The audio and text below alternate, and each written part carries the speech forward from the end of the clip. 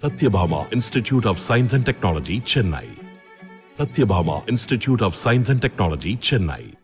திண்டுக்கல் மாவட்டம் கொடைக்கானல் மலைப்பகுதிகளில் நேற்று இரவு முதல் கனமழையும் மிதமான மழையும் பெய்து வருவதால் மூங்கில்காடு அருகே உள்ள ஆற்றில் வெள்ளப்பெருக்கு ஏற்பட்டிருக்கிறது.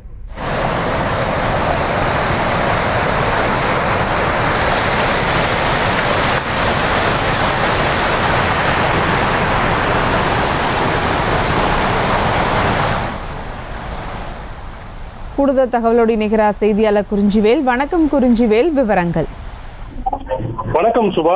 திண்டுக்கல் மாவட்டம் கொடைக்கானல் மலைப்பகுதிகளில் நேற்று இரவு முதல் பரவலாக மழை பெய்து வருகிறது.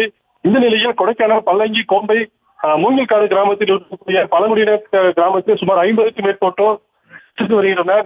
இதனைத் தொடர்ந்து கொடைக்கானல் மேல்மலையான பழம்புத்தூர் கிராமத்தில் இருந்து பல்லங்கி கோம்பை வழியாக மூங்கில் கிராமத்தை கடந்து செல்லும் ஆற்றில் திடீர் வெள்ளப்பெருக்கு ஏற்பட்டுள்ளது.